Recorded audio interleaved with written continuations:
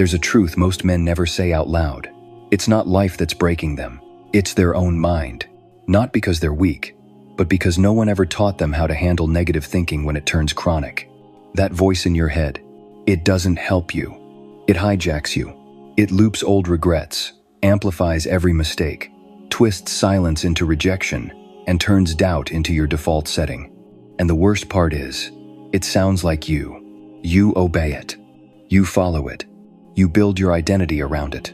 Until one day, you're not just thinking anymore. You're attacking yourself. You call it stress. You call it overthinking. But deep down, you know, it's sabotage. Quiet, constant, unchecked. And you're tired of it. Tired of having 1,000 thoughts and no clarity. Tired of pretending everything's fine when your mind is working against you from the moment you wake up. That ends now. This video isn't about feeling better. It's about building mental armor. You'll learn 5 Stoic-based strategies to kill negative thinking at the root, before it turns into identity. Not tips, not theory, tools, structure, clarity. And if any part of this feels like it's speaking to your exact situation, comment this below. I'm done letting my thoughts run the show. Say it once, for yourself, because some man scrolling right now needs to see that someone else is already waking up. This isn't self-help. It's mental discipline, and it starts now. You might think it's stress, failure, or pressure from the outside that's been wearing you down. But what's actually draining you lives inside your own head. It's the loop, the quiet mental cycle that replays old mistakes, reopens past regrets, and whispers just enough doubt to make you question yourself. And the more you try to think your way out of it, the deeper it pulls you in. Because it doesn't solve anything. It just spins. It disguises itself as reflection, but in reality, it's erosion. Slowly, it turns hesitation into habit, and before you know it, you're no longer leading your thoughts. They're leading you. That's not harmless. That's not just overthinking. That's the invisible enemy. And what no one tells you is this: the longer you feed it with attention, the more it feeds on your energy, clarity, and confidence. So if you want to take back your mind, you don't analyze the loop. You starve it. And that's exactly where we begin. Principle 1. Starve the loop. I've seen this pattern play out in far too many men. In clients, in friends, even in myself. Most recently, in a man named Cole. He's in his mid-30s, sharp, dependable, with a solid career and no obvious collapse. Nothing exploded. No betrayal. No rock-bottom moment. Just erosion. Quiet and consistent. A pitch that didn't land. A message that was never returned. A few late nights staring at the ceiling, wondering if he somehow missed his moment. When I asked him what he'd been doing since things began slipping, he paused and said, "I've been thinking. A lot." And I knew exactly what he meant. He thought he was being responsible. Reflecting, analyzing, staying aware. But in truth, he was stuck. Not in the past. Not in the present. In a mental loop that looked like insight, but worked like quicksand. It didn't scream. It whispered. Same thoughts, same memories, same questions playing on repeat. Not to help him grow, but to hold him exactly where he was. And the most dangerous part? It felt like progress. He thought he was gaining clarity, but he was only fueling confusion. He thought he was being introspective, but he was really rehearsing pain. Because the loop doesn't want understanding. It wants control. Over your energy, over your momentum, over the identity you're trying to outgrow. And it doesn't die on its own. It has to be starved. Epictetus once said, "If you wish to improve, be content to be thought, foolish, and stupid." That's not about how others see you. It's about the part of your mind that demands perfection before it allows you to move. You don't need more insight. You need subtraction. You don't need closure. You need momentum. You don't need to figure it all out. You just need to stop feeding what's been draining you. So I told Cole what I'll tell you now. If a thought weakens you, cut it. Don't debate it. Don't justify it. Don't wait for clarity. Just cut. Starve the loop. Starve the version of you that believes. Understanding must come before action. Starve the part of your mind that turns stillness into stagnation. What feeds the loop? Checking messages from someone who already left. Comparing yourself to someone who never saw your fight. Replaying a conversation that ended months ago. That's not growth. That's self-sabotage, wearing the mask of awareness. To starve the loop, you don't need more thinking. You need friction. You get up, change rooms, turn off the thing that's numbing you. Do something physical. Write something real. Move your body. You don't wait for clarity. You act into it. Because clarity doesn't show up before you move. It follows movement. The loop doesn't end when it's solved. It ends when it's ignored long enough to die. And that's what I told Cole. You're not here to keep reliving what broke you. You're here to build something the loop can't survive inside. And the same is true for you. You're not here to win an argument with the past. You're here to escape the version of you that keeps looking back. That's how you kill negative thinking. Not with mantras, not with podcasts, not with hope. With disciplined subtraction. What doesn't build you gets cut. What slows you down gets left behind. You don't owe pain an explanation. You don't owe the past a resolution. You owe your future a clean mind, and your present a quiet room to rebuild in. So stop watering what you don't want to grow. Stop feeding the noise that never fed you back. Let the loop die of hunger, and let your mind, finally, breathe again. Principle 2, interrupt the spiral. There's a moment, quiet, easy to miss, where things begin to turn. You get a piece of bad news, a meeting that didn't go your way, a comment from someone you trusted. At first, you take it like a hit to the ribs, sharp but manageable. You think, I'll shake it off. But then you get in your car, or your room, or your head, and something starts spiraling. You know the feeling. It's not rage. It's not grief. It's a slow bleed, a drift. Thought by thought, you start falling into a loop that tightens with every turn. That spiral doesn't shout. It whispers. It tells you you're falling behind, that people are moving on without you, that this is your fault, that you should have been more, done more, seen it coming. You don't explode. You collapse. Quietly. You cancel the gym. You skip the call. You pretend to be busy while you're really just sitting there, scrolling, eating, isolating. And then, like it always does, the spiral starts talking in your voice. That's how it wins. Not by attacking you, but by sounding like you, and you believe it. This is where most people lose the battle. Not at the breakdown, but in the build-up, because they think they can think their way out. They say, I just need to clear my head. But you don't clear spirals with more thinking. You cut them with action. Immediate, physical, unnegotiated. That's what interrupts the pattern. Not a quote, not a mantra, not another podcast. Movement, disruption, friction, that's what breaks it. I had a former client, a sharp guy, who used to spiral every time someone questioned his value. He wouldn't fight. He'd go silent, withdraw, replay the moment on a loop for hours. I told him, your spiral doesn't care about the truth. It feeds on stillness. You want to stop it? Move. The next time it started, I had him walk out of the house. No phone, no destination. Just walk for 15 minutes.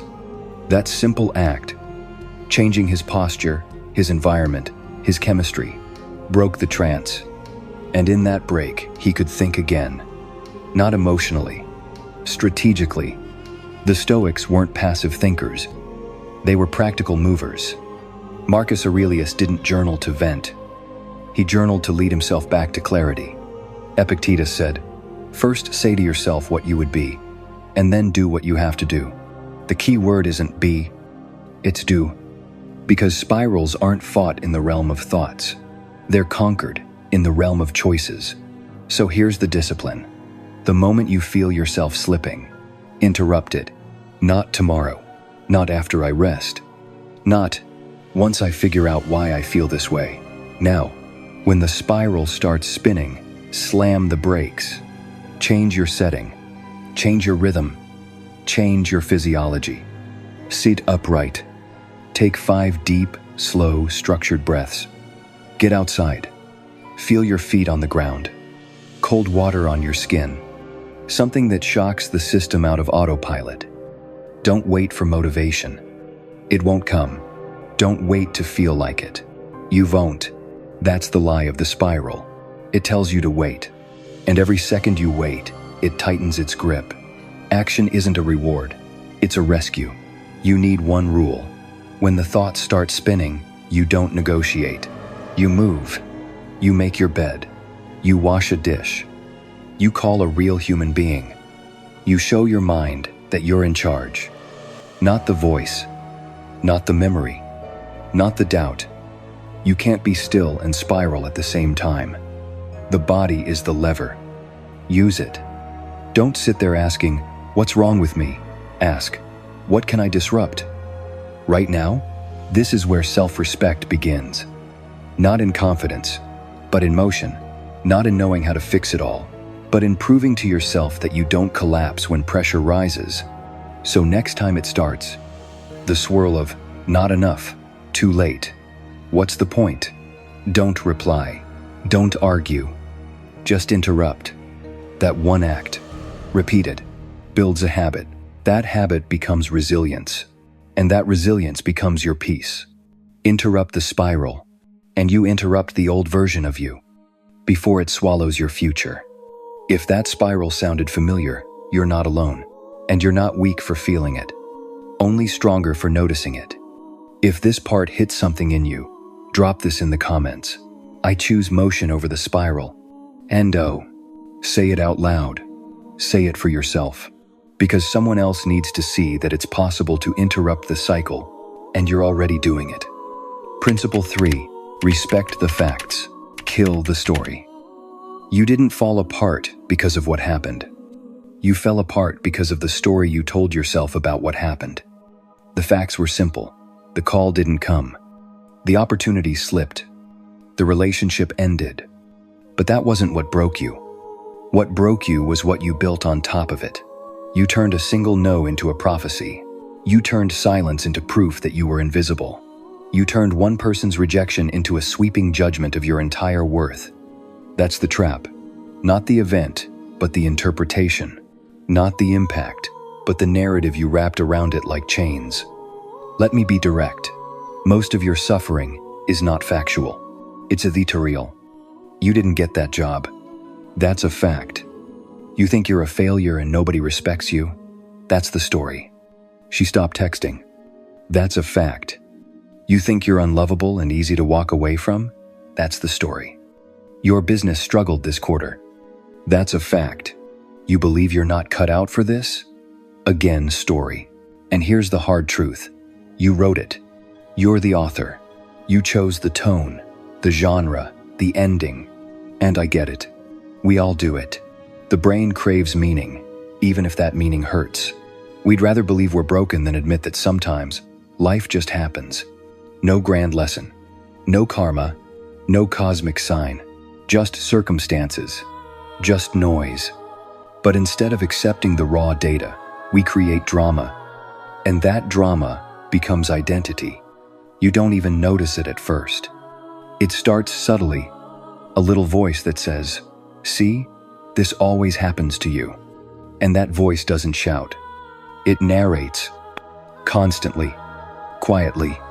Until one day you're not just living. You're performing a script you didn't mean to write. The Stoics warned us about this. Marcus Aurelius said, "If you are distressed by anything external, the pain is not due to the thing itself, but to your estimate of it. And this you have the power to revoke." Read that again. You have the power to revoke. That means your mental editor, your interpretation, is not law. It's optional. And if it's harming you, it needs to go. You want peace? Then kill the story. Cut the commentary. Burn the false conclusions. Get down to the truth that doesn't bend with your emotions. Respect the facts. Stay grounded in what's real, not in what your fears have dramatized. I once mentored a man who had been passed over for a promotion. Objectively, he'd done well, but someone else had more experience, and leadership made a call. That's all it was. But in his mind, it became something else. I'm invisible. I'm not respected. No one sees how hard I work. I'll never move forward. He didn't spiral because of the facts. He spiraled because of the fiction, because he believed his version of the story more than the truth. And that story, it shaped every decision after. He stopped showing up fully. He started assuming the worst. He shrank, because the character in his story wasn't allowed to grow. I had to tell him straight. That story you're stuck in, you wrote it, so you can rewrite it, or you can delete it entirely. Because if the story doesn't serve your future, it doesn't deserve your attention. Oh, that conversation changed him, not overnight. But gradually, he started separating facts from feelings, statements from assumptions, reality from mental theater. And over time, he stopped being the victim of his own narrative. He became the editor, and that's your job too. Look at your thoughts and ask, is this a fact? Or a story? Is this rooted in what happened? Or what I fear it means? Is this helping me move? Or holding me hostage? If it's not solid, if it's not useful, if it's not true, cut it. You don't need to explain it. You don't need to justify the pain it caused. You just need to stop reading it like it's scripture. Because you are not the story you wrote in a moment of fear. You are not the character your pain created. You are the one holding the pen now.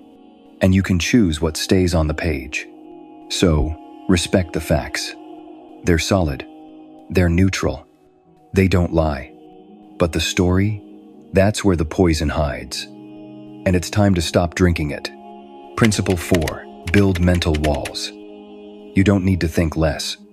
You need to filter better. Most people are exhausted. Not from the work they're doing, but from the thoughts they're letting in. Thoughts they didn't invite. Opinions they didn't earn. Doubts that didn't belong to them in the first place.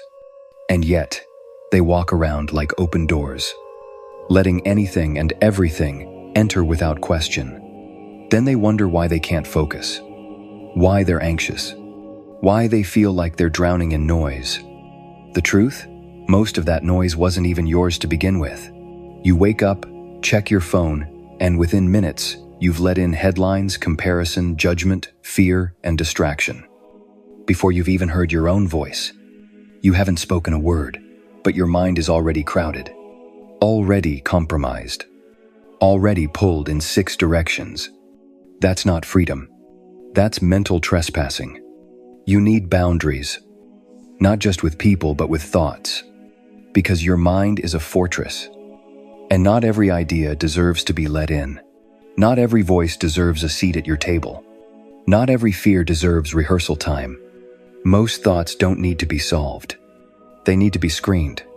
If your mind is constantly tired, foggy, indecisive, it's not a discipline problem. It's a border control problem. You haven't been guarding what enters. I once worked with a man who was brilliant, but always overwhelmed. He couldn't finish projects, couldn't sleep, always felt behind. And when we unpacked his day, it became obvious. His real issue wasn't time management. It was access. He gave every opinion equal weight, every notification his attention, every news story a corner in his head. I told him, you don't need a productivity app. You need a gate. You are not a public park. You are not open 24/7 to anyone who wants to offer feedback on your life. You are not obligated to think about every possibility, respond to every message, internalize every criticism. That is not maturity. That is self-abandonment. So here's the shift. You need to become the gatekeeper of your mind. Not a wall that keeps everything out, but a filter that decides what gets in. Ask yourself, does this thought belong here? Does it help me focus, grow, decide? Does it come from a source I trust? Or from noise I never questioned? If it doesn't meet the standard, it's gone. You don't water weeds and expect roses. You don't feed doubt and expect peace. Build walls, not to isolate, but to concentrate. Marcus Aurelius wrote, "You have power over your mind, not outside events." Realize this, and you will find strength. That wasn't poetic. That was a command. And it starts with deciding what your mind is allowed to entertain. Let me be clear. Guarding your mind doesn't mean pretending everything's fine. It means you don't surrender mental space to things that weaken you. You don't give your energy to conversations that aren't aligned with your values. You don't spiral over voices that haven't earned your respect. You don't debate your worth with strangers in your head. You install standards, and you enforce them with silence, distance, and clarity. You have to protect your mind like it protects you, because it's what makes every decision. It's what shows up when no one's watching. It's what fights for you when your emotions want to collapse. If your mind is your strongest weapon, treat it like it matters. You don't leave weapons lying around. You don't let anyone handle them. You don't dull the blade with gossip, comparison, doubt, and self-hate, and expect it to perform when the pressure comes. No, you sharpen it. You respect it. You protect its edge. That means you stop explaining yourself to people who have no idea what it took for you to stay standing. You stop playing defense in conversations you never signed up for. You stop entertaining thoughts that only want to drain, not build. Building mental walls is not weakness. It's wisdom. It's not withdrawal. It's alignment. It's you reclaiming your internal space, so your attention becomes a tool again, not a target. The most dangerous thing isn't being attacked. It's being too open to everything until you forget who you are and what you're here to do. So build walls, not to keep people out, but to keep you intact. Because when your mind becomes sacred, your decisions become clean, your days become clear, and the noise finally dies. Principle 5, kill the timeline. There's a pressure most men carry that doesn't come from failure. It comes from a clock they never set. You feel it in the mornings when you check your bank account, in the mirror when you notice the lines under your eyes, in conversations when someone casually mentions what they've achieved. By this age, you nod, smile, stay polite. But inside, something tightens. That voice returns. You should be further. You're behind. It's not always loud, but it's constant. A ticking in the background that makes everything feel late. Every effort feels like catch-up. Every win feels like it took too long. You can't enjoy progress because progress doesn't match the schedule in your head. That schedule, it's killing your peace. Because here's the truth no one tells you. The timeline is a lie, a social construct, a myth passed down silently through media, culture, school, family, that says there's a right time for everything. When to marry, when to peak, when to buy the house, build the career, hit 6 figures, settle down. And if you miss the cue, then you're somehow broken, late, less than. But who wrote that script? And why are you still following it? You are not a machine. You are not a product moving through stages. You are a man, and your life is not linear. It doesn't unfold in chapters that everyone else can read or understand. Some men rise at 22, others at 42. Some build early and burn out. Others break late and become unstoppable. The Stoics had no obsession with perfect timing. Marcus Aurelius didn't wake up asking, "Am I behind on my destiny?" He asked, "What must be done today?" That's the shift. Kill the timeline. Focus on the task. Stop living on a borrowed clock. Start living by internal rhythm, by alignment, by clarity, by depth, because depth is never rushed. I once worked with a man who felt like he missed his window. He was 39, recently divorced, jobless after a company layoff, and convinced his best years were gone. "All my friends are ahead," he said. "They're stable. They're settled. And I'm rebuilding." What he couldn't see was this. His current discomfort wasn't a death. It was a reset. Not the end of something, but the stripping away of timelines that no longer fit the man he was becoming. So I asked him, "What if you're not behind? What if you're finally off the wrong track?" That landed. Because sometimes, when the world says you're late, it just means you're finally stepping into your own direction, not theirs. The timeline keeps you chasing ghosts, milestones that belong to someone else's story. It keeps you bitter when you should be building. It makes you afraid to start because it's too late, and ashamed to rest because you haven't done enough. It traps you in a constant loop. Compare, judge, hustle, regret, repeat. And here's the worst part. When you live by the timeline, you stop hearing your own intuition. You ignore the quiet truth inside that says, I need to slow down. Or, this isn't my path. You become so obsessed with speed and sequence that you forget the only question that matters. Is this real for me? Is this honest? Is this mine? Seneca said, it is not that we have a short time to live, but that we waste a lot of it. And what better way to waste your life than living on a calendar that was never yours to begin with? So here's what killing the timeline looks like. It looks like walking away from a path just because it was on schedule. Oh, it looks like starting something new at 45 with no apologies. It looks like releasing the shame of not being where others are. Because you're building something deeper, truer, more yours. It looks like trading urgency for intention. It looks like waking up and asking, what deserves my energy today, instead of, what am I late on? This is your permission, not to delay, but to decouple, to separate success from speed, progress from pressure, worth from pace. You're not late. You're not behind. You're becoming. And the becoming doesn't follow deadlines. It follows decision. Every day you're still breathing, still learning, still standing. That's not failure. That's potential. That's fire, still burning beneath the ashes of what should have been. You don't owe the world a perfect timeline. You owe yourself an honest path. So kill the clock. Shatter the scoreboard. Silence the voice that says, time has run out. It hasn't. You're right on time to become who you were actually meant to be. If you've made it this far, then deep down, you already know. The voice that's been holding you back was never yours. It was built, conditioned, programmed, by pressure, by pain, by repetition. It wore your face, spoke in your tone, used your past as evidence. And for too long, you listened. But now, the signal is clear. You don't need to be fixed. You need to be reclaimed. This is not about becoming someone new. It's about returning to the part of you that was never broken, just buried, under timelines, under noise, under stories that were never true.